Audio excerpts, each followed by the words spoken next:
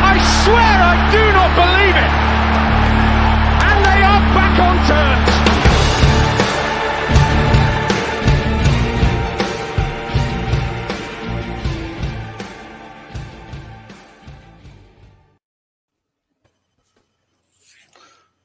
Good evening. Welcome to New York Talk. This is the Rotherham United podcast, and we have the FA Cup third round to talk about. And you know what that means?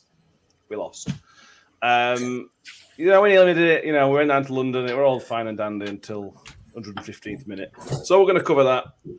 We'll update the Freddie update as we have some, which is not much. And then anything else we can cover, we'll probably get rid of some rumours that have been put forward by certain online websites. Let's put it that way. But first of all, let's introduce everybody who we've got today. We've got Michael with us, as always. Hello, Michael. Hello, Matthew. Danny back with us again. Thank you, Danny. Hello, everybody. How are we doing? How about? And we have, I think, Rotherham's most famous 13-year-old fan, Nevaeh, joining us. How's it going? Good. Good stuff. So, as always, if you're watching on YouTube and Facebook, you can always chuck us some questions, comments if you wanted to, if you just want to watch. Perfect. So let's get on with it. Nevaeh, it was not the best afternoon. It was a great day. I think everybody had a good day, but result not good yesterday. What were your thoughts on yesterday? I think it was really good. I was excited for it to go to pen, but then we lost. I was very upset. No fun, pens. It's no fun. We've had 2 penalty shootouts this season already, which is strange. It's more stressful than it needs to be, Danny. Yeah, yeah, it is. There was one point when I thought, it's turning into Sheffield United Huddersfield. It'll be 14-13 to somebody. But to start with, the penalties were really well taken, and then we sort of got into the players who don't normally take penalties, and it then it sort of went a bit peak tongue, didn't it? But the penalties sort of summed up the whole game. Really, we matched QPR the whole way until we faltered right at the end, and then they ended up progressing. But it was great to see all the fans still applauding and cheering Chio's name, even though he missed. I think whenever we watch England, we can take a lesson from that. So if they miss a penalty, don't get on the back or anything. But yeah, it's one of them where you sort of look at the game and go, yeah, we lost, but we gave a really good account of ourselves for the whole game.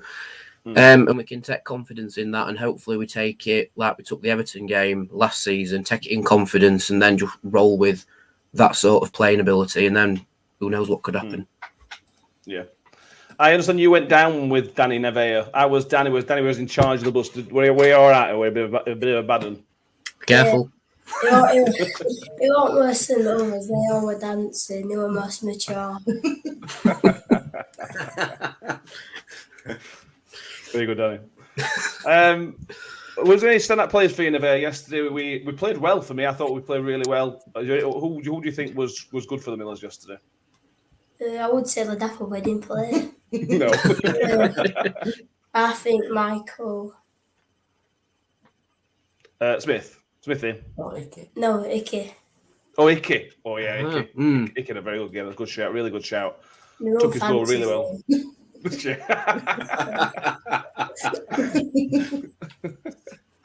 Well, we get Rotherham players watching this, so that message might get back to him now. Now you've told everybody. That's how the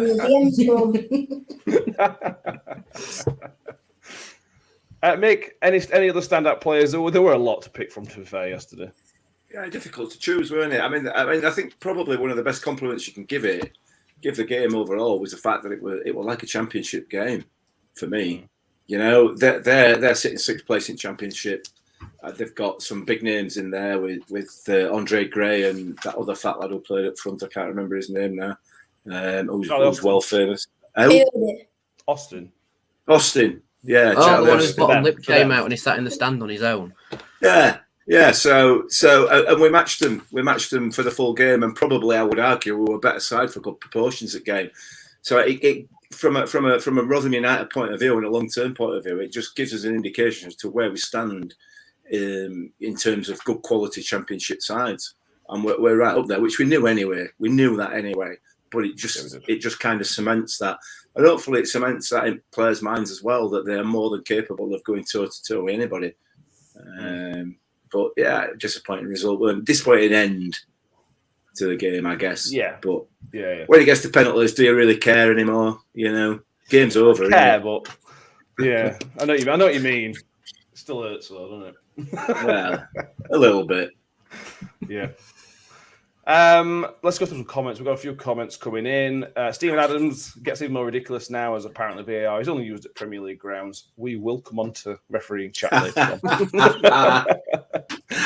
on. Chris Nichols is with us from Perth, Western Australia. I think that's a small way down there. All the way to the other side of the world. We are global, the global Rotherham United podcast. It's about 7 o'clock in the morning there, isn't it? I think. Well, Perth, I don't know. Something I can check while we're talking. And Jacob Kilburn's undeserved loss. Vickers was best player on the pitch for us yesterday. Yeah, Vickers did have a good game, to be fair. He had a really good game. We'll talk about penalties in more detail in a minute. Nevaeh, you're with us, so let's talk about Freddie. I know he's been really kind to you and done brilliant with you, but he put himself in everybody's bad books last week. Talk me through your thoughts on Freddie right now. I still think he's like a really nice guy, but I think he's done it because he wants to join a club near his family. So I'm hoping, anyways. Yeah, we don't want to go see him Sunderland for further up north, do we? That would be good. No. Danny, let's dispel the rumours of Will Grigg before we get into any details. The Football League World are reporting that Will Grigg will get recalled by Sunderland. I suspect that's nonsense. I do like dispelling rumours. It's what gives me my kicks on a Sunday evening. But yeah, so last night, more or less just as the game finished, we also Football League World tweet out an article saying that, Will Grigg's going to get recalled to Sunderland, and then they've sort of said, now they're after Freddie.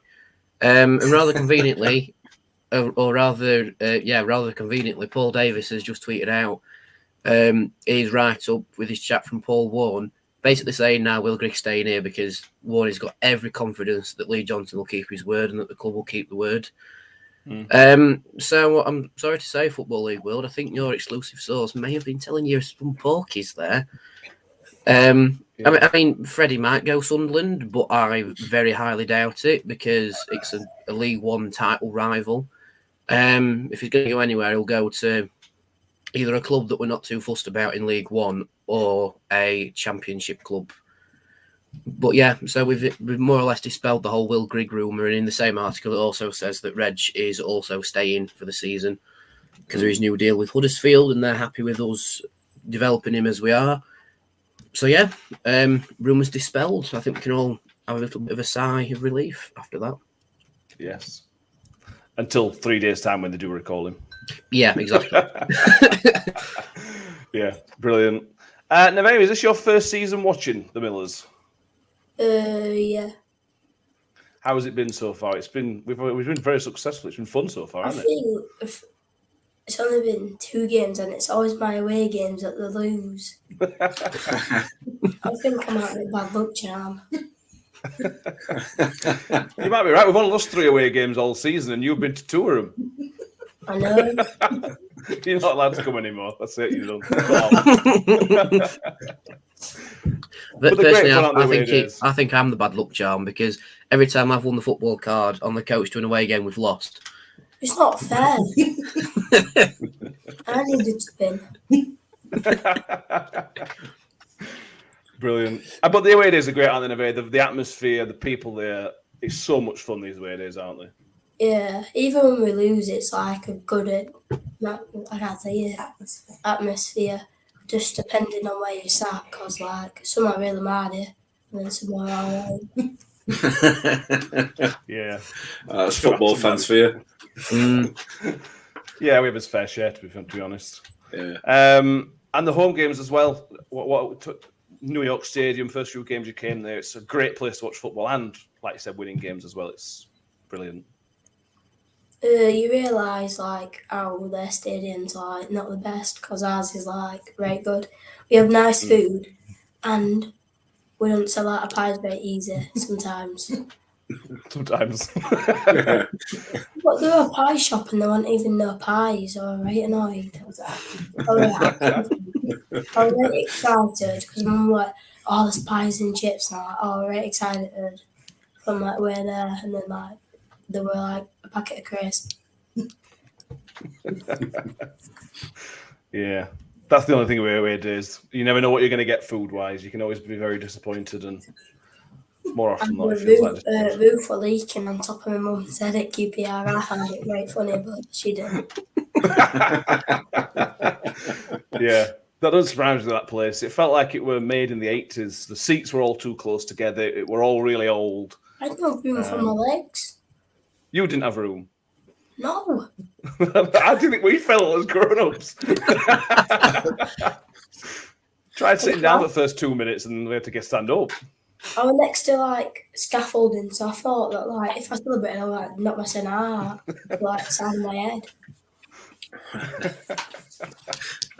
I'm glad you didn't. And tell us about your football. Am I right in saying that you're representing Yorkshire now? Yeah, I'm going to Barcelona in April to go play football. That's amazing. Fantastic. Barcelona. Mick, your Ben went to Barcelona, didn't he? He did. He's been a few times, yeah, and he absolutely loves it. Absolutely loved it. Because particularly over there, they don't play contact football. They don't like it. They don't like tackles. So if there you go, there's a little tip for you. They don't like being tackled.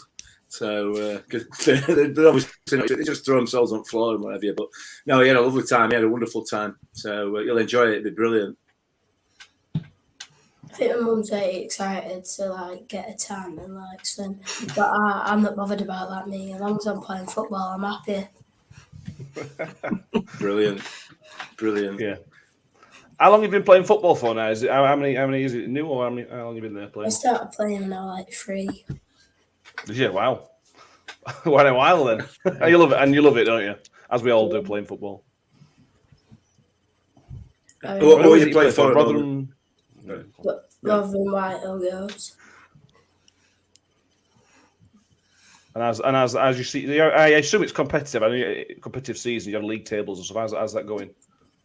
We're in League 2, I think. Division 2. No, Division 2. Cool. Brilliant. We're not doing good. Like, You're not doing good. It can't be that bad. It's hard. It's hard in a new season because there's new people and like we haven't got to know them properly yet. Yeah. With the Barcelona trip, is it an all girls trip or is it like mixed squads? It's mixed. It's only me and my mate going. We're the only 2 girls. We're the only 2 girls, like the boys. Ah, right. Wow.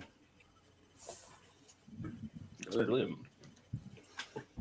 Yeah, it is. That's fantastic. That.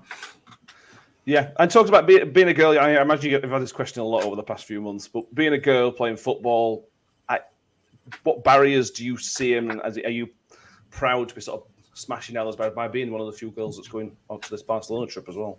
To be honest, I'm not really fussed because I know that obviously I can like tackle boys, so it's not like a bit of a problem for me. Brilliant. Absolutely brilliant. And before we let you go, talk me about the rest of Rotherham's season. Obviously, we're at FA Cup. Are we going to go up? Yeah. Brilliant. As long as you don't go to any more away games. Yeah. You might have got banned from going to away games now. Then, you know, 2 games. Like that. My mum likes that bus. It's party bus. Is that what it is? Danny's never said that to us. He's never let us know. No. Well, that's because they didn't have party lights before, but now they do. I know. I was like half asleep, and all I heard was like Sweet Caroline waking me up. Is that because you were in charge of bus this week, Danny? It's part of bus because you were in charge. Yeah, it was me and my mate who was in charge, and he got some like disco lights for Christmas. And he said, "Oh, I'm going to bring them onto QPR bus so we can have a proper party." Hang on a minute. Hang on. What sort of mate have you got that got disco lights as a Christmas present? I'm not sure, to be honest, but he got disco lights and a new speaker, so he's like, right, that's party bus sorted. Who's Rotherham? It was Reese's. It was the guy who sat right at the back, Oh, yeah. part of the backseat brigade. I didn't even realise we had disco lights until like 20 minutes before we got dropped off. It's not like looking at ceiling. David Scriven says it definitely will not be the party bus for really going to Fleetwood, apparently. He's taking the fun away. Will you be going to Fleetwood, Nevaeh? No, because I'm playing. Oh, we might win then. I think it might be my boys' bad luck charm, actually. Yeah, that's true. Because You she's gotta test these Millwall things. as well as Rotherham. Millwall? Millwall, I know. It's got Oh, bad dear. taste. Yeah, that's not a great one, but The London team. The rubbish. Doncaster's Rovers could beat them.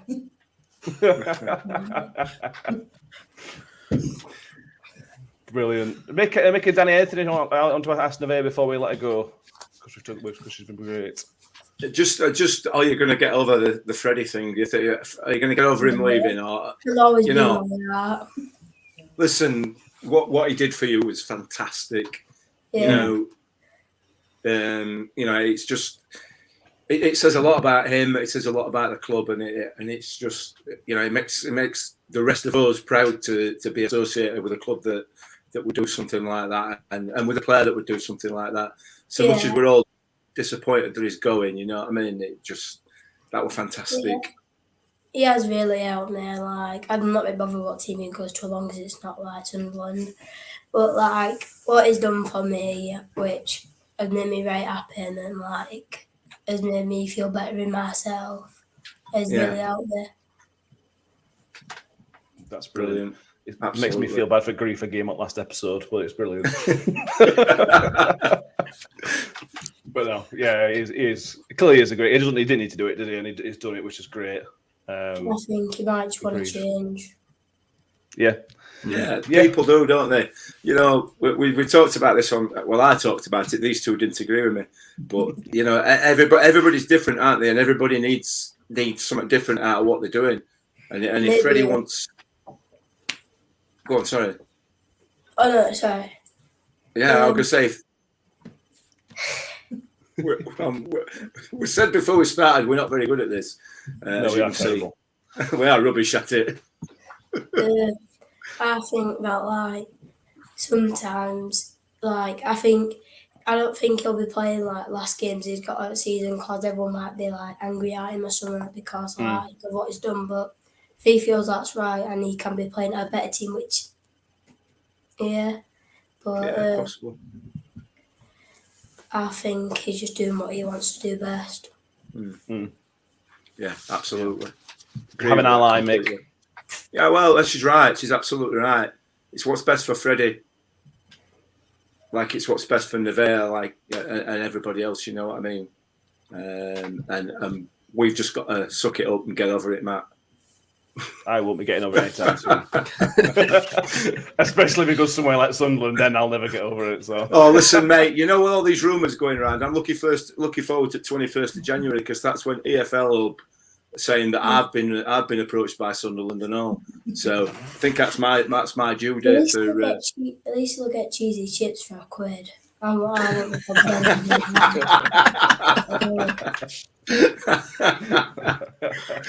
Brilliant. Spot on. Thank you for doing this, Nevaeh. I'll let you go now. Hopefully, you'll come back on later in the season and we'll chat to you again if that's all right. Tell us how Barcelona was. Yeah, we'll talk to you about that. Definitely. Yeah. Thank you. Well, thank you very much. Thanks to you, Mum, as well. Bye. Cheers, Thank guys. you. See ya. Wow, that's terrifying. Yeah, I'm going to change the screen. Apologies. There we go. That was great. Thank you, Vinay, for coming on.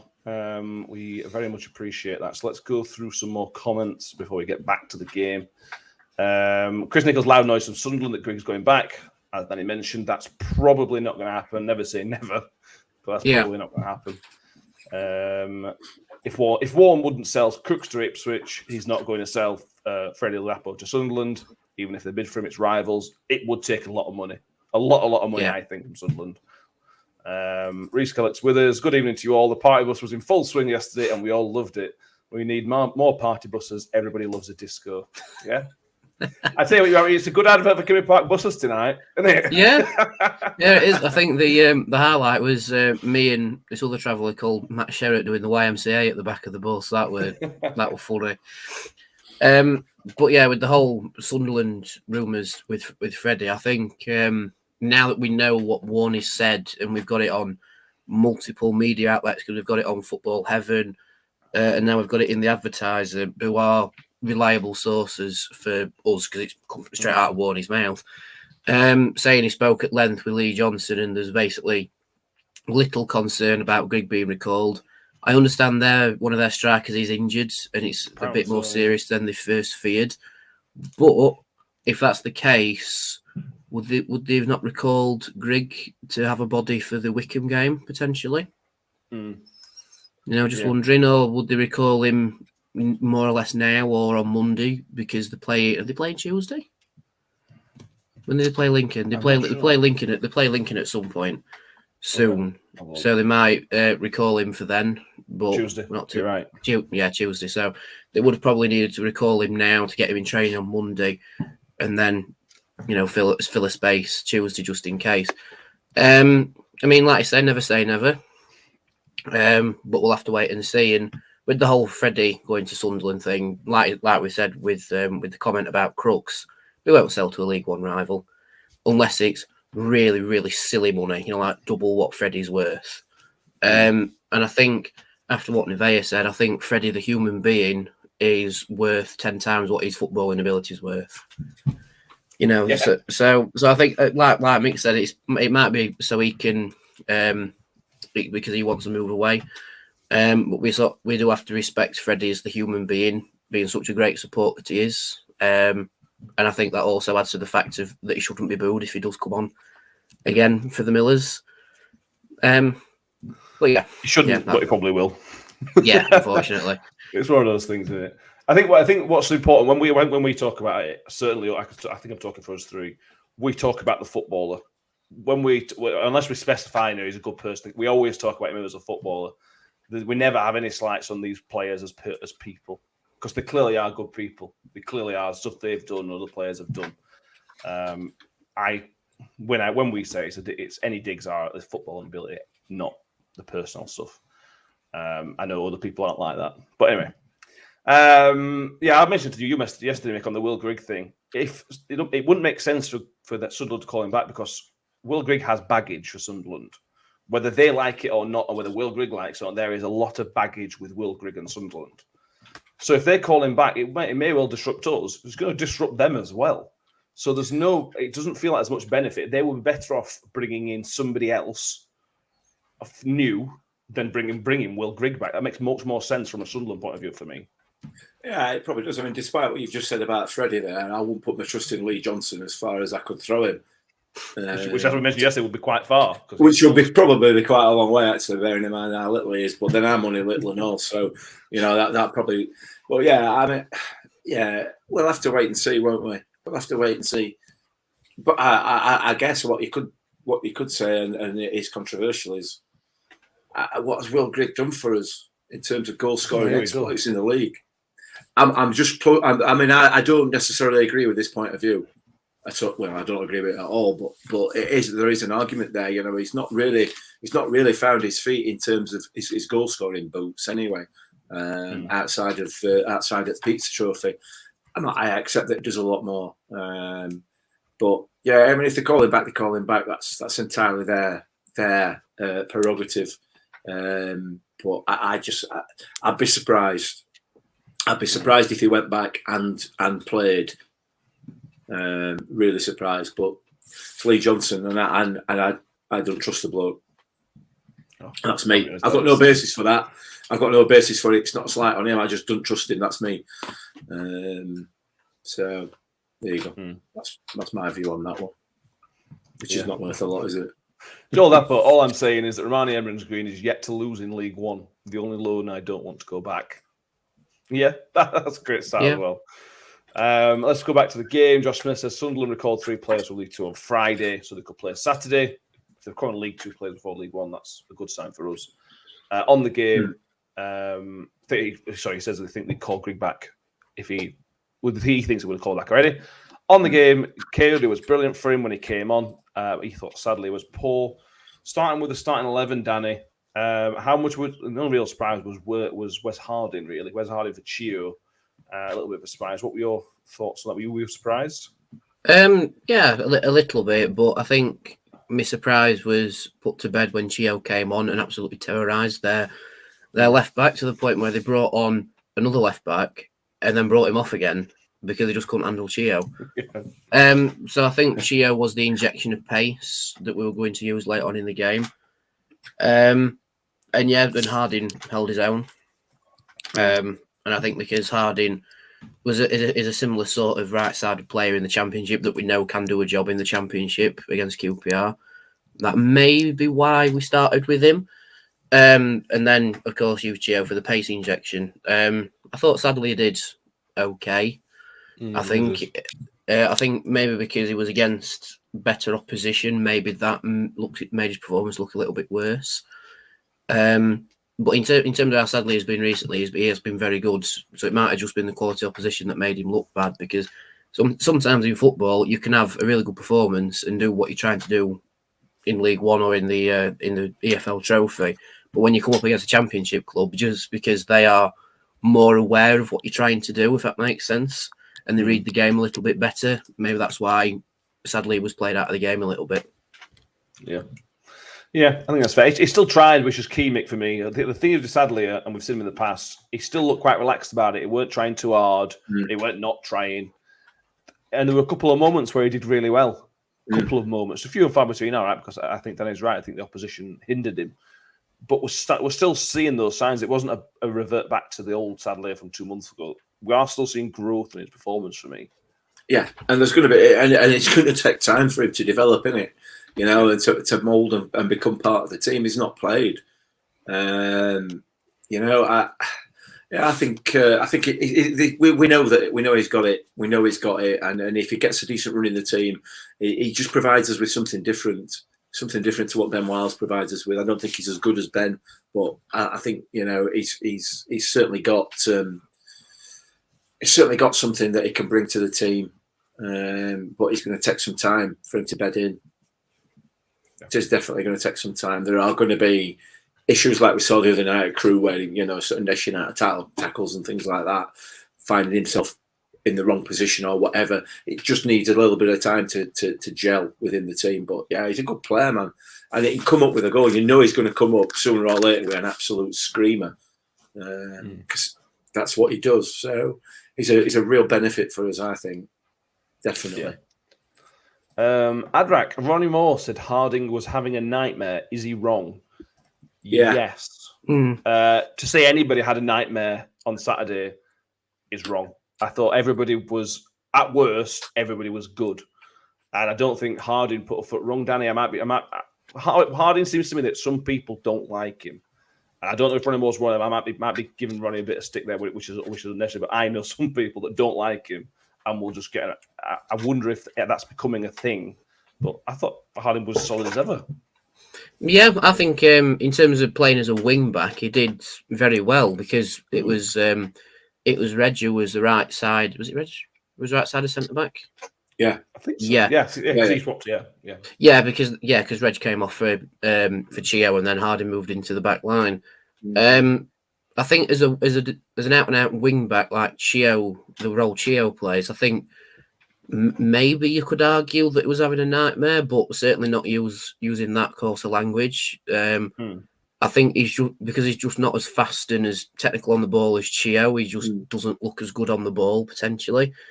But when he moved into the back line, he was solid as well. He didn't really make any sort of calamitous error.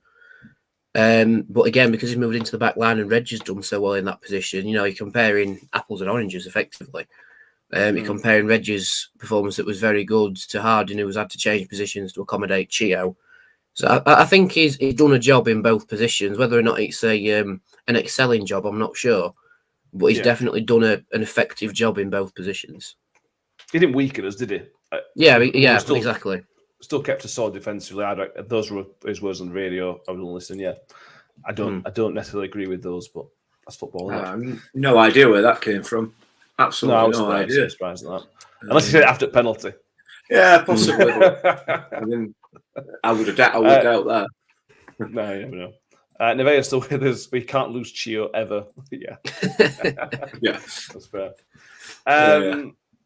Last season was a microcosm of Rotherham United's relationship with the FA Cup and also a microcosm of last season, Mick.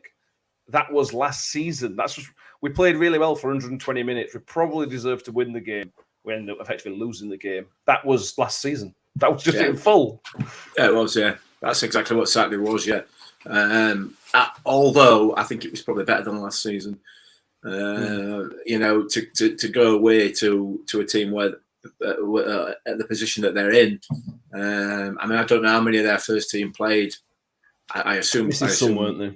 The majority were first teamers with the odd, like you said, Gray and Charlie Austin in there. Chair was missing. It was their main man. Yeah, but he's away at African Cup of Nations anyway, ain't he? So he's not gonna.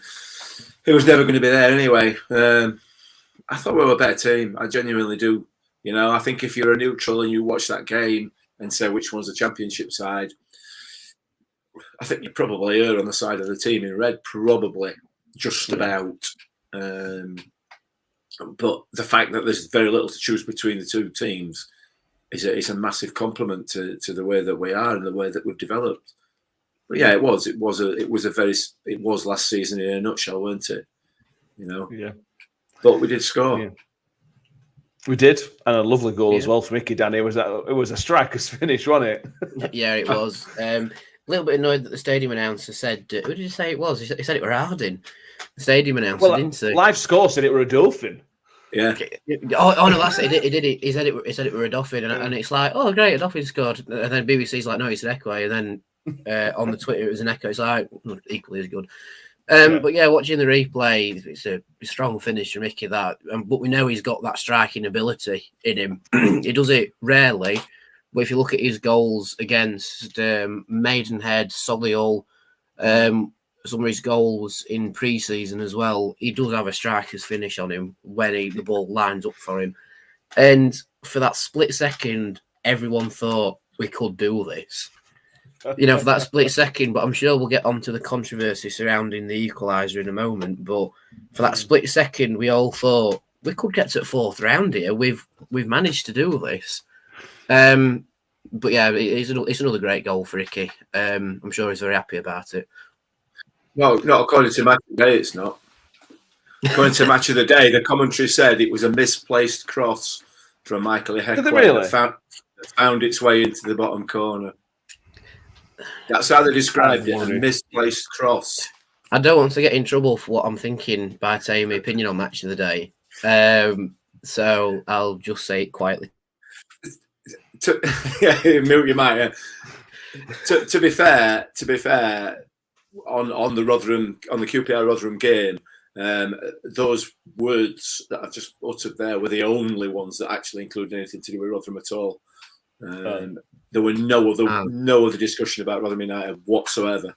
But whatever. I mean, I'm not in any way. What's the word? Bitter. It seems strange because whenever the mainstream media are interested in a Rotherham game, like when we're playing a team in the league above us, we seem to get very little attention from it. It's strange. Mate. Yeah, it's to a point. Yeah, but I know with Nevea's mum in the background, she being a Millwall fan, she knows that she's like that. Millwall's the fans don't like us sort of club. But it's weird. Rotherham always seem to be like a club that the media doesn't really like pay attention to. It's definitely the attitude of it's only Rotherham. And maybe they thought QPR would just walk all over us, but We didn't. We held around and we limited QPR crossing because their crossing ability was poor, in my opinion. Our crossing was very good. We did cause them some problems, but their counter attack was the thing that upset us. Their counter attack was lightning quick, whereas we were a bit slow out from the back. I think it really was a game where we just sort of cancelled each other out and defended well against each other. And we just happened to our first breakthrough, and then it were a bit of a controversial equaliser. And then, of course, Chio, as some people have seen with the footage on Twitter that I've posted, Chio should have had a penalty, wasn't given it, and then unfortunately Chio missed the penalty that would have kept us going in it. But swings and roundabouts, that, isn't it? Yeah, you're right. Let's talk about the two incidents. The first one's the goal. Now, it was a goal. It was a foot or so over the line. It was comfortably over the line. Now here comes the technical, irritating part. The linesman didn't give it, first of all. So the linesman didn't wave his flag and say it was over the line. Now, from Paul Warren, what Paul Warren said, they all have watchers, which tell you if it's over the line or not. Initially, they said that all 4 watchers said it was over the line. And then they changed their mind to say that only one watch was over the line, said it was over the line. So something's gone wrong. Either something's lying or something's gone wrong. It's very frustrating. I suppose in the end they got the right decision, and I suppose that's all that's important. But, Mick, there are processes to follow in football. And we've seen goal line technology fail before at Sheffield United. We've seen it. There are issues with it. And with VAR, there are processes in place that have to be followed. It doesn't really sound like the process was followed for the goal. I don't know. Ultimately, it were a goal. It were a goal, weren't it? It went over the line. So, what I would do is I would look at it from the opposite point of view. If it was ours that had gone over the line and only one watch had gone off, so the referee had disallowed it, then I'd be absolutely livid. Yeah. I'd be furious. So, listen, it was a goal, mate. End of. And it's disappointing. It's disappointing because I don't really think they deserved it, but they got it, and that's how it is. I understand that you could say there's some controversy about it, but I don't. I think that's stretching the point, to be honest. Ball went over the line. There's no controversy, is there? Really? I think the controversy comes from the if they initially claimed that all 4 watchers said it was in, then that would be like, all right, yeah, fair enough, they've scored. But because they've then gone back on it and said it was only 1, it's a bit, well, hang on, who said it was 4? Yeah. It sort of spun it on its head a little. Like you say, it were a goal, it were over the line, no doubt about it. But because they've initially lied and gone, yeah, it were 4 watchers, and then gone back and said it were 3, something's gone wrong. And like Matt says, when the technology fails you, thank goodness the referee got it actually right on the spot, because if he'd disallowed it and it had gone in, QPR would have been livid, wouldn't they? Yeah, rightly so. Rightly so. Yeah. You got to assume it's come from 4th official. And I wonder if sometimes the 4th official's a bit like a customer service agent where they just tell the manager what they want to hear, and the manager tells them something different, or it is in the referee in this case. So I don't know. Yeah. I assume that's where it's come from. The second incident is not really up for debate, Danny. When I first saw it, I wasn't convinced he didn't get any of the ball. I thought the player might have got some of the ball. Watching it back, there's no excuse for linesman. The linesman's in a perfect position. There's no excuse. That should have been a penalty. Yeah, it should have done. The only argument I can say is that the referee doesn't have a clear line of sight because he's been blocked off by one of the QPR players. But this linesman has to see that. And anyone who's seen the footage I've replied to with the LUFC on Twitter, it's a stonewall penalty. Granted, he makes an attempt to get the ball, but gets none of it. And he just takes Chio's legs from under him, and then referee gives a goal kick. So it's obviously come off Chio and gone out of play. But surely, if the defenders won the ball, you'd give a corner if you weren't sure that it were a foul or not. But yeah, watching it back, it's one of the most blatant penalties I've seen, and unfortunately, we see that a lot with championship level officials. I mean, all you need to do is watch Quest with the EFL stuff. Yeah. To see how many penalties they have to show, and it's like, oh, such and such, do you think it's a penalty? Yeah, it's a stonewall penalty. The referee hasn't given it. Whereas in League One, it's almost the opposite. If they're a bit 50-50, they'll give it, even if it turns out not to be a penalty. I mean, it's happened to JJ at one point when he got fouled outside the box, and then he gave a penalty for it. Yeah. So yeah. And it's I don't know. I feel a level of frustration building because we had it so much last season. That's why we're that bit more frustrated that it wasn't given because like, oh, it's happened again, you know. Yeah. But no, well, Yeah, it's one of those that it's a corner or a penalty. In that situation, it should be a corner or a penalty. If he's got the ball, brilliant. It should then be a corner. If he hasn't got the ball, it's a penalty. So for him to give a goal kick, that means in his head, the referee should have then worked it out. I know he couldn't have seen it fully, but if it was a goal kick, it must have been a foul. Mick, you're sticking? Yesterday, you said it wasn't a penalty, Mick. Are you still sticking with that, having watched replays? Yeah, I am. Yeah. Oh, I knew you would. I am. And It's a penalty. Listen, it happened straight right in front of us. We had a clear and unobstructed view of that. And Chio's forced his way past the player brilliantly. He's forced his way in front of the player brilliantly and then gone down. Instead of keeping control of the ball, which he could have done, and putting the ball in the box, he's already going down before their player starts to make the challenge. And in my head, in my view, I'm not giving that. I'm not giving that, and I'm not giving it. And I'm almost saying, considering whether I'm going to book the attacker. Let's take Chio out of it. Let's take the circumstances out of it. Let's just say that's a two nondescript sides, Liverpool, Leeds, or whatever. You know what I mean? I'm looking at that and I'm thinking, you know what? I can see where they're coming from. I can see why they're going to appeal, and I can see why people are going to argue that it's a penalty. I don't think it is. I think he's gone down very, very easily. And I think that's why he's gone in front of him. I think he's gone in front of him with the intention of going down rather than getting the ball in the box. And that's just my view. That's how it appeared to me at the time. And having watched it back, I can see why people think it's a penalty. I absolutely can. But my recollection of it is that he was going down before the player even started to make the challenge. Maybe it's his momentum. Maybe it's the fact that he's been leaning on the player as he's gone past, and then the player's kind of stopped, so he's no longer leaning on him. I'm not saying it's a deliberate dive, but what I'm saying is he's already going down before there's any challenge comes in my view. Don't know. If anybody only watched the last 2 episodes of this podcast, you would think you're the most contrary man there's ever been. Yeah, well, maybe it's... Yeah. I thought, I at the time I wasn't sure. Chio's put himself in a position where he's either going to get the ball or he's going to be fouled, and he's got fouled. I think it's a penalty. I disagree. But you have a fellow supporter, Mick Philip Rowlands, who doesn't think it was a penalty either. But he's not convinced he would have given the same decision at the other end. Home fans, everything else. I think if the referee saw it, and I think Danny's right, he has an obstructive view. If the referee sees it, I think he gives it. But I'm not. I also think not that it matters. I also think VAR gives it as well. I think there's enough evidence to overturn the original decision. Well, that does matter. That is a key question. That does matter. That is important. It was important last season and the season before. It's important this season, because if that happens at Liverpool today with Shrewsbury, it goes to VAR. That is wrong. That's it's an unfair.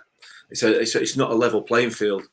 Once again, it's not, no. The Premier League clubs get the benefit of. I said benefit. I can't believe I'm calling VAR a benefit. But in circumstances like that, you get to see it again, don't you? Yeah. You get to see it again from a couple of angles, and you can make that decision properly, based other than, with the greatest respect, Danny, some mobile phone footage from stadium, and then your recollection of what happened. You can see it properly. So it's a joke that it's either all VAR or none. End of. That is just such a simple decision. I think with VAR, it gives the referee the benefit of the doubt. Like, if I got it wrong, I can just go and check it. Yeah. But if it is a big decision, to be fair, it was a big decision because it's right at the end of the game, and that could have won us the tie. But I think just to have the cop out of a goal kick, that shows he's bottled the decision, in my opinion. Because like we say, it's either a foul or it's a corner. If the defender's won the ball, it's a corner. If it's a goal kick, then he's obviously fouled the player, and the player's gone down and hit the ball out. But yeah, well, we can argue about whether it's a penalty or not until the cows come home. But at the end of the day, we've lost the tie. We're out of the cup, and to be fair, I'm not actually that bothered. No. To be honest, I mean, we would have got the fourth round draw. Yeah, we would have got Peterborough in fourth round, so we would have had the chairman and that fellow who mentioned on the podcast last time spewing something about how poor Rotherham are and they didn't deserve to go up, and all league position shows that now. But yeah, but we're graded to respect. I know nobody likes the EFL trophy much, but in terms of winnable trophies, that might have to be our focus now. Because, like, imagine if we go up and we've won the double. Incredible. Amazing, wouldn't it? I know. We could pick Man City to doing the double first. That would be ace, wouldn't it? Yeah, that's true. Yeah. The only time the FA Cup is interesting for a club like us is third and fourth round, because you could get the big boys. We're really not going to get fifth round, barring a miracle. We've got a rubbish tie at third round. We would have got a rubbish tie at fourth round. Let's move on. Yeah, it was an interesting penalty shootout. Let's talk about Josh Vickers, Mick, because for his 120-minute display, he deserves all the credit in the world. He was superb in the game. Yeah, it was, and then came the penalties, and he dove that first one as player left centre circle, looking up for ball, didn't he? And just seemed to carry that on all the way through shootout. Greatest respect, and he's a good keeper, and I am obviously joking, but it just felt that way. He went so early for just about every penalty. Both keepers, to be fair, both keepers did. I don't think the shootout was a good shootout for either keeper. No, definitely not. And like we said at the time, me and you, Matt, said at the time, the game's over at that point before the penalties even start to be taken. We've drawn the game. The game's kind of over, and I don't know. I never saw us winning it. I never felt like we were going to win the penalty shootout. But having said that, I never felt that we were ever going to win a penalty shootout. And we've won a couple, haven't we? Particularly a notable one at Wembley, which I felt exactly the same for. So, but yeah, there's some work to be done for Josh Vickers in terms of penalties. I don't know whether it's ever going to come to another shootout, but it might do. So there's a little bit of work to be done there. I think he is definitely going far too early. Yeah, and this is not a point we need to linger on too much, Danny. But Gio misses the key penalty. He didn't want to take that penalty. I don't know if you noticed it, but we certainly did. Throughout the whole shootout, he was stood there with his hands behind his back, and his body language said to me that he really didn't want to take one. And bear in mind when he took one, and you could tell in his kick that he didn't want to take it. Yeah, I could tell as soon as he lined up to kick the ball, it's like, he's going to go keeper's left, and keeper's obviously seeing it as well. But like I said earlier on, I'm glad that everyone sort of rallied around Chio and went, it's all right, it don't really matter. I think the performance in open play is the thing we should be proud of, because let's face it, penalty kicks is a lottery. And at the end of the day, you could be one of the best goalkeepers in the world, but unless you've got like some sort of spidey sense and you can tell exactly where the player's going to put it, it's down to just guess. It's like Vicky saved one of their penalties by sheer guessing. Same with their keeper. Like I say, he's probably read Chio was going to go to his left-hand side, but then there's no guarantee of that. Chio could have spurred it off to keeper's right-hand side, and then it could have carried on. But, just accept you've missed the penalty, but also accept that everybody else has rallied around you and gone, it don't really matter. We've drawn with them over 90 minutes. We've drawn with them over 120 minutes. So just move on, I think. I think the days of football fans getting on players' backs. Sorry, let me rephrase that. The days of actual real football supporters getting on players' backs for missing penalties are over. You know what I mean? They went with 96 or Euro 96, and it's actual real proper football fans understand, and they don't have an issue with it. It's just the odd one or two. Unless it's a Panenka and they miss. Well, I don't even know what one of them is, but I assume the one that you chip. Oh well, you deserve to miss then, don't you? Exactly. Because anybody that takes a penalty like that falls into the same category as the people who abuse people for missing penalties. They're not real. They're not actual footballers. They're not actual football supporters. It's just a stupid, arrogant thing to do, isn't it? You know what I mean? So, but yeah. Anyway, we love you, Chio. We don't care whether you miss or not, mate. Yeah. On Chio, before we have a very quick bit before we come on to some Wigan chat, Grace is with us. Anyone think we should play Chio up front with Smudge or play him in the middle? That's from Grace, a 14-year-old first season Miller. He played there a couple of times last season, didn't he, Danny? He played as a striker against Barnsley and Brentford, and he can do a job there. He did last year. Yeah, but I think where the hope in some cases of Chio playing up front with Smith comes from is in that position with Ireland. But even then, that Ireland play a very different setup to us. They've got the lone front man, and then you've got the two like offset wingers in behind it. It's more or less a 4-3-3, but the wingers are slightly further back. But that wouldn't really suit the players we've got. We'd have to buy a very quick left-sided winger, which we have. Yeah, we have that in Miller, but his natural position isn't in behind the strikers, or at least we haven't tested that theory yet. And with the importance of league football, one, he's got the way he plays, and I think to take a risk with trying to play that system if we lose Grigg and Ladipo, maybe might be taken. But as it stands, I think Chio is deployed very well as a right wing back because let's face it, he's terrorised defenders this season on numerous occasions in that position. But to play him as like in behind the strikers, like I say, if we lose Ladipo and Grigg, maybe I can see that being an option. But right now, I think Chio's best out on the right hand side because he's just starting to come good with his crosses and he's started assisting more, hasn't he? Exactly. 2 assists this year already. Let's have a very quick bit. We're going to hear from Mick and Ben talk about Manscaped for a minute. Oh, here we go. We'll be back in a minute. Hello and Happy New Year from us all at New York Talk. There's only foreigners, but Happy New Year. Also, from a Happy New Year from my friends at Manscaped, who very kindly decided to sponsor us. They're promoting their new product, the Lawnmower 4.0, which is kind of well known for reducing cuts and making it a lot easier to trim your balls. You can buy this separately or in a bundle called the Performance Package, which in that you get a ball toner, and ball deodorant, which are actually very handy because they're specifically designed for your balls, so they work very well. I highly recommend all of this. The lawnmower, it comes with a little light. Comes with a little light there that comes on when you turn the razor on. So it's very good. It comes with a little charging port, which is also a little holder. Yeah, I highly recommend it. I use it, and I highly recommend it. You highly recommend it, Ben. You highly recommend that somebody goes to manscaped.com and enters the code NYT for free shipping and 20% off. So that's manscaped.com for 20% off free shipping using the code NYT. And Ben highly recommends it. Oh, mate. Now, did your package get lost in the post or something, mate? He's been under the bus big time, hasn't he? That is horrible.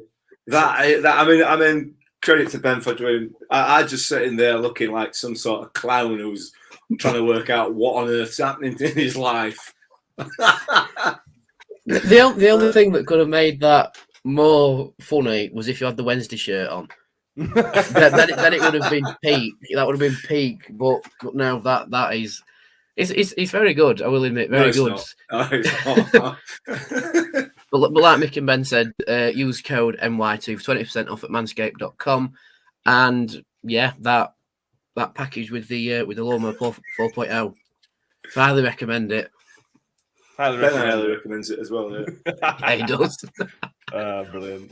We're going to finish on a bit of a whinge. Let's have a good whinge about Wigan Athletics. So there's a couple. I'm going to read the full story and then we'll get into the nuts of it. Sam Tuck's tweeted us earlier with some questions for us to talk about. He ended by saying, as Wigan wanting extension to the season after what we went through, don't get me started.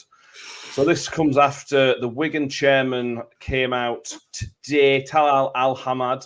That's probably not how you say it, but that's how we go for it. came out. I'm going to read his statement out. It's not a very long one, but I think if anybody's not seen this on Twitter and Facebook, I think it's important from a Rotherham United point. I think it's important to understand it and look at it. So his statement reads: At Wigan Athletic, we have always respected the rules and regulations put in place for the safety and well-being of all. We have adhered to these respectfully throughout the hardships and the pandemic that followed. However, playing a football game every 3 days for 100 days is unhealthy. It is inevitable that the players will suffer from increased stress, pressure, which could lead to physical and mental injury to our valued players and teams. Our players would be required to perform at peak elite level on each occasion and over a significant period. This is near impossible.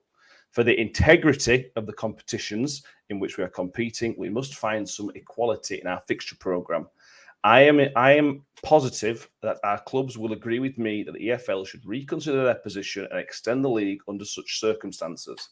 The main reason being our players, their safety, and their well-being.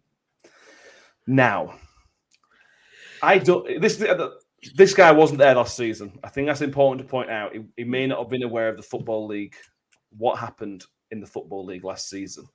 But where we spoke to Graham Falk from what the Falk podcast, from the Sunderland podcast, they were in a similar situation as last season. They played Saturday, Tuesday from January onwards.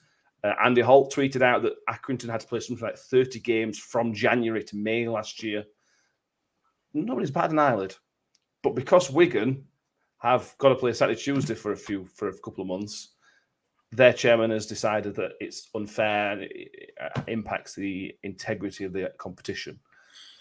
Danny, find some words to describe it because I'm struggling. I just wish Tony Stewart would get Twitter. That'd be amazing. Because you could. I don't know why, but I have this thought in my head that another chairman would tweet something out, and I imagine Tony Stewart and Andy Holt ganging up on somebody in the comment section. But you can understand where the Wigan chairman's coming from because he's trying to look after the squad and the well-being of them, which, great, yeah, fair enough. But to say it challenges the integrity, we need to come together and find a solution, this, that, and other. It's like, mate, it's already happened last season, and the EFL did nothing. We had Paul Warren saying the exact same thing. I think the season should be extended, and to be honest, he still thinks that now because of the amount of games that have dropped off anyway, because of the well-being of the players. But to openly call out the EFL about it when it's already happened and nothing's happened, and like I said, there's been Sunderland, us, Accrington, and probably a fair few number of Premier League clubs this season that will be in that situation. To openly call them out on Twitter is a bit, like, really, couldn't you handle it in-house and just gone, who wants to come round and submit this letter to the EFL asking them to change it rather than making it public? Because we know when things are made public, it divides opinion very, very often. So now the EFL look at that, maybe look in the comments and go, well, everyone's divided anyway, so we'll just do nothing, like they did last season. But for us to look at it with our Rotherham United glasses, we went through a hell month where I can't remember how many games we played in that month of April, but we played 4 games in 8 days and just got on with it. There was no open call from Tony Stewart to extend the season because we just didn't bother. We just got on with it. And this is the thing that surprised me, I've seen a Sheffield Wednesday fan openly agree that Rotherham probably got relegated because of fixture congestion due to COVID. And if they'd extended the league season a bit, they might have stayed up. But with Wigan going for the top of League One this season, obviously it's a different issue, and certainly we should extend the season by 2-3 weeks. But obviously we can't do that because we've got a season starting early next season to make accommodating for the World Cup in winter. So in my opinion, it's just best just to get on with it. Just get on with it, keep quiet about it, and wait and see how well you do in that fixture build-up. Because you don't actually know what's going to happen. You could play an absolute blinder of a month with that fixture build-up and you rake in 20 points in 2 weeks, Yeah. And I think with a squad of Wigan's size, ability and strengths, it should be okay, I think.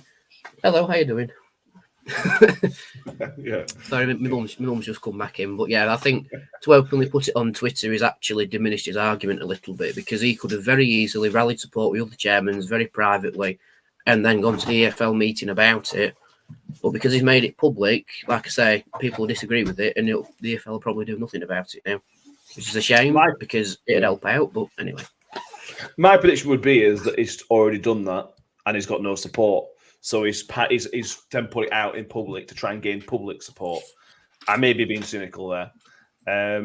For me, Mick, it's not just a logistical problem, which is a logistical problem to move it because of the playoffs and next season and everything else. It's also a fairness issue. If you extend the season this season, then that's not fair that you didn't extend it last season. The competition. How wouldn't it? And yeah, it's going to affect players in terms of their abilities or the level that they're able to perform at. Definitely. I mean, we know that, and the reason I know that is because I saw it in our team last season when we had to do it, and we got no help, no sympathy, which we didn't want particularly, but we got no help, and it contributed massively to us having to play Wigan this season, and other clubs. So I have a certain amount of sympathy for his point of view. You know, it's his team. You know, they're pushing for promotion. They've got a massive fixture backlog. Yeah, I get that. I understand that, and it's as a result of circumstances partially outside of their control. I get that as well. But the EFL set a precedent last season by saying, "Get on with it." That's what they said essentially. The EFL last season said, "We are doing nothing at all to help you out in this situation. You will play." End of story. I cannot understand. I cannot see how they can deviate from that this season. I'm not saying they won't at all, you know, because if people like this fella and others start to put enough pressure on, you know, Klopp and his mates, they're all starting to put pressure on Premier League, doing the same thing with exactly the same nonsense, and it is nonsense as far as they're concerned, you know. So the Premier League and the EFL obviously different organisations and will have slightly different rules. You know, I don't know. I don't know how they're going to deal with it. I think the only way that they can deal with it is say the season finishes on whatever it is of April. You play your games between now and then. That's it. I don't see any other way that they're going to be able to deal with this because that's how they dealt with it last season. And it would be massively, massively unfair for them to change that. It's also worth pointing out that they are still in 2 other cup competitions. Now, they have chosen to take those cup competitions as seriously as they have. They could have put out significantly weakened teams in the first, second, and third round of the FA Cup, so they would have gone out. They've chosen to take those competitions seriously, which means they've been successful. They're through to the 4th round of the FA Cup, quarterfinals of the Papa Johns, which means they have less weekends to fit games, less weekdays, midweek days, and extra games on weekends. They've chose to do that. Nobody's forced you to play a full strength squad in those competitions. So if you're essentially complaining about being successful, playing more games is what you're doing, which is just crazy. I don't like it. I think he's panicking. I think he's worried about what's going to happen because the games, they're already 4 games behind, 3 or 4 games behind. The 3 behind us, 4 behind others. They're going to be another game behind because they're through to the 4th round of the FA Cup. If they're successful in the EFL Trophy and get to the final, they're going to be another game behind because that's a weekend game. Yeah, I have no sympathy for them. Absolutely no sympathy for them. No, me neither. Again, after what we went through, I'm very disappointed. I think the only sympathy I have for him is that I understand that they do have more games to play because we were in the 3rd round of the FA Cup as standard last season and then went out against Everton but still put in a good performance. But like you say, Wigan have chosen to give the EFL Trophy and the FA Cup early rounds both barrels. Now, if they were very panicky about fixture congestion and fitting those fixtures in, you wouldn't go against them pulling out the cup competitions and someone getting a bye. We haven't seen it for a long time, but if he's worried about the integrity of his own squad and their health values and over excelling themselves by playing a lot of games in a week, that's when you have to make that decision. You have to make the decision of what's more important, the welfare of the squad or getting as far as we can in cup competitions. And for me, if I was a chairman of an EFL club, which I'm far from, by the way, but in my mind, I'd go, right, we're 4 games behind in the league because we postponed these 4 games. What matters more, us trying to get to the Championship, us going on and running the FA Cup, or us gambling on the AFL Trophy? And for me, I'd pull out of the FA Cup personally, just to keep the health of my own squad and their well-being in mind. But like I say, I'm not an EFL chairman. No, we're not. Suck it up, Buttercup. Bahrainian, are we? A couple of comments on it. Donald Longdon, I think there's an element of suck it up. To be fair, COVID is going to continue. There's enough players in the team to have 11 players on the pitch. Different abilities, but that's the manager's job to prepare for players having COVID and ensure players who are available are fit and trained well. Yeah, bang on. Absolutely right. Yeah. The whole point of my 25-man squad is so you can fit these games in, play twice a week. Yeah. Andrew Kelly, exactly. I mean, I didn't expect any sympathy from Rotherham fans, and then you're fully delivering. Thank you very much.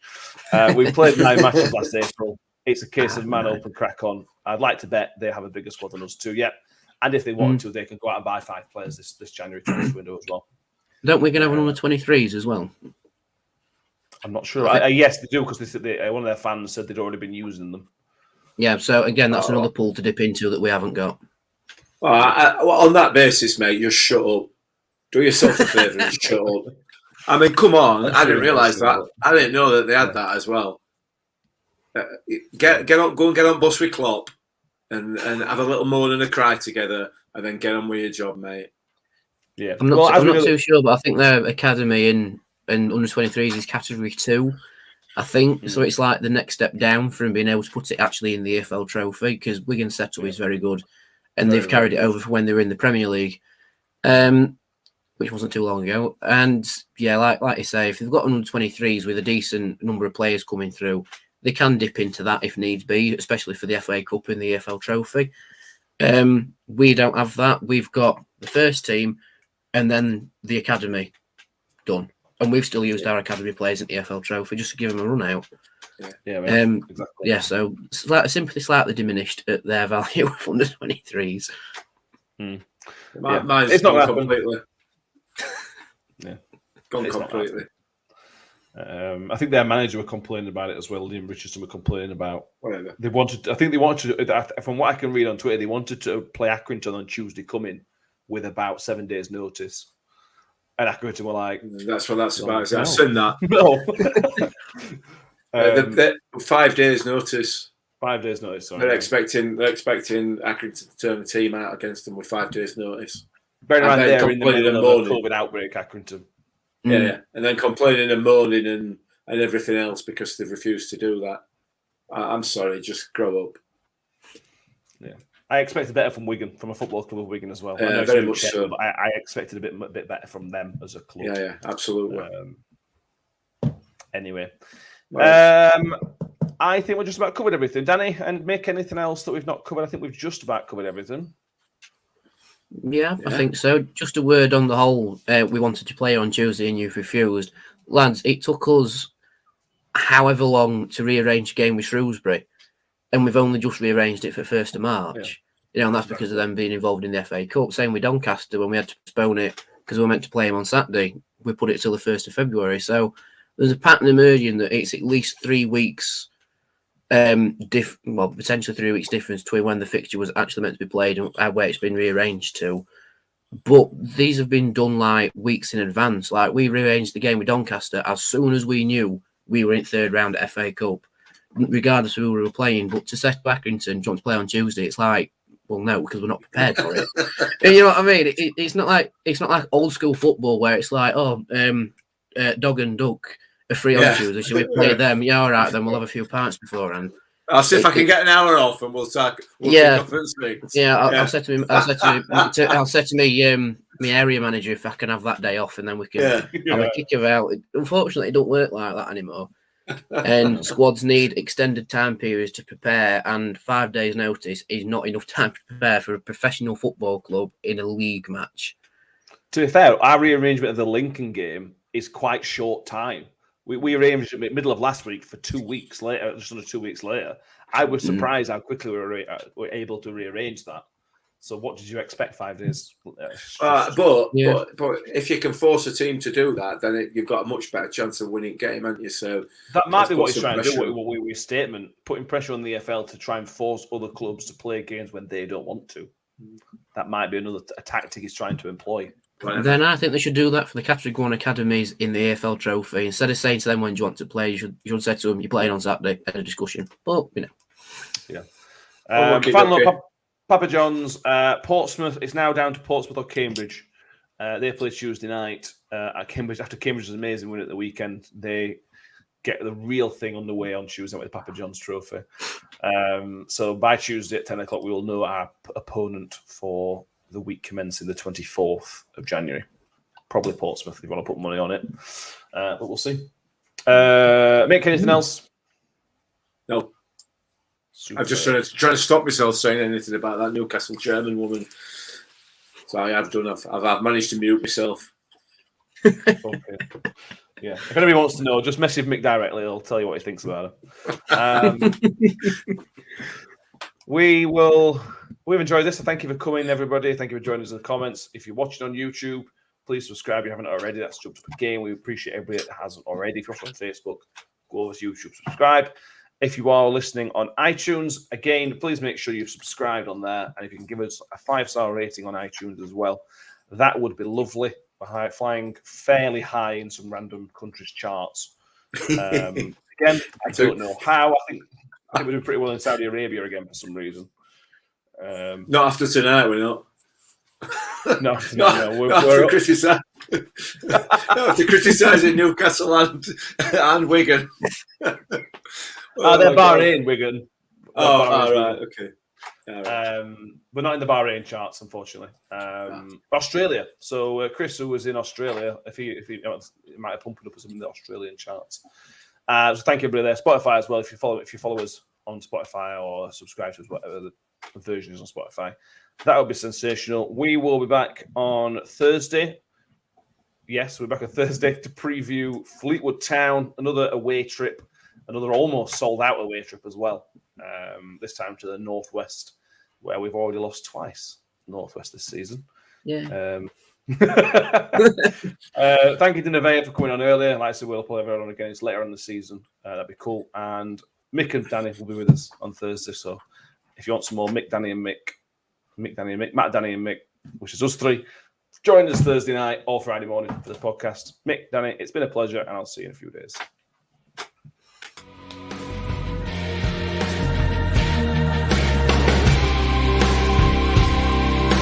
Freddy's on one-on-one. Freddy's shoot. Can Freddy shot? Yeah!